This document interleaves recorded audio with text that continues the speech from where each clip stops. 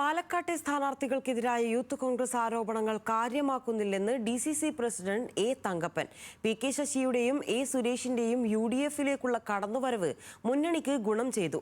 മലമ്പുഴയിൽ Suresh മത്സരിച്ചതിനാൽ CPIM വോട്ടുകൾ ഉൾപ്പെടെ UDF-ലേക്ക് എത്തിയെന്നും ഒറ്റപ്പാലത്തും മലമ്പുഴയിലും കോൺഗ്രസ് വോട്ടുകൾ ചോർന്നെന്ന സ്ഥാനാർത്ഥികളുടെ പരാതികൾ കോൺഗ്രസ് പരിശോധിക്കുമെന്നും എ തങ്കപ്പൻ ന്യൂസ് മലയാളത്തോട് പറഞ്ഞു.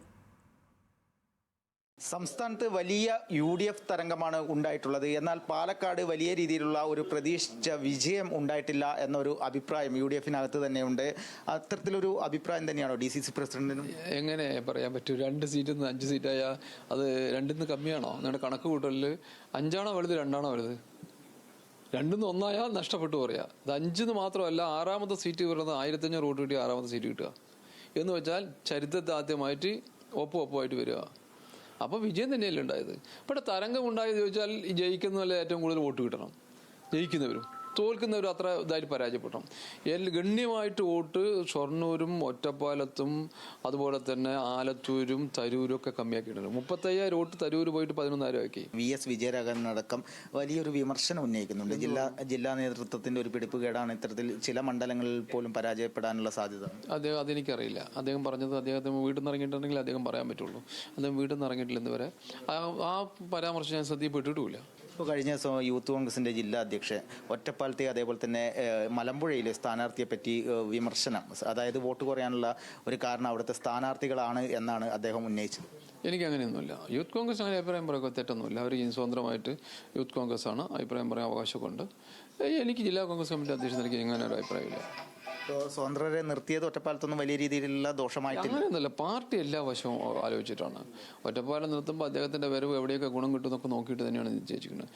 28 പോയിട്ട് കമ്മിയായെങ്കിൽ പോലും ഇന്ന് വരെ ചരിത്രത്തിൽ കിട്ടാത്തത്ര വോട്ട് UDF-ന് കിട്ടിയിട്ടുണ്ട്. ഇല്ലെന്ന് പറയുന്നില്ല. പക്ഷേ നമുക്ക് ചെറിയ ജയിച്ച പഞ്ചായത്തുകളിൽ ഉണ്ടായ ചെറിയ വോട്ടപേക്ഷകന്റെ പേരിലാണ് സംഭവിച്ചിരിക്കുന്നത്. അതൊന്നും കുഴപ്പമൊന്നുമില്ല. പറയുന്ന അവകാശവാദം ഇതൊക്കെ വീട്ടിനകത്ത് വീട്ടിൽ പൂട്ടിയിരുന്ന ആളുകൾ വെളിയിറങ്ങാണ്ട് അങ്ങനെ പോയി ഇങ്ങനെ പോയി പറഞ്ഞില്ല. അവർ ഗണ്യമായിട്ട് 11,000 വോട്ട് ആയി ചുരുങ്ങി അവിടെ തരൂര്.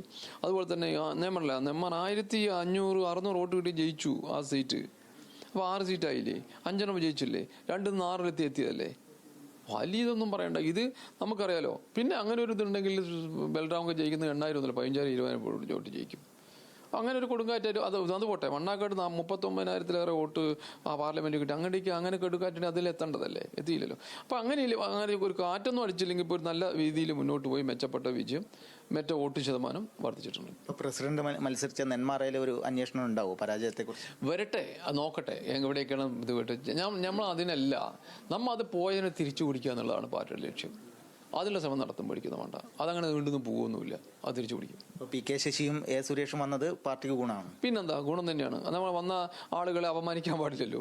അവരൊക്കെ പാർട്ടിക്ക് ഇങ്ങോട്ട് വിശ്വസിച്ചിട്ട് വന്നാൽ എങ്ങനെയാണ് അവർ അപമാനിക്കുക? 100% വിശ്വാസം തന്നെയാണ്. അവർ വന്നും ഗുണം തന്നെ ഉണ്ടായിട്ടുള്ളൂ. കൂടെ നിർത്തും. എന്താ സംശയം? വിടും. അവർ കൂടെ തരാൻ തീരുമാനിച്ചിട്ടാണ് വന്നിരിക്കുന്നത്. അപ്പോൾ അവർ കൂടെ നിർത്തേണ്ട ബാധ്യത പാർട്ടിക്കുണ്ട്.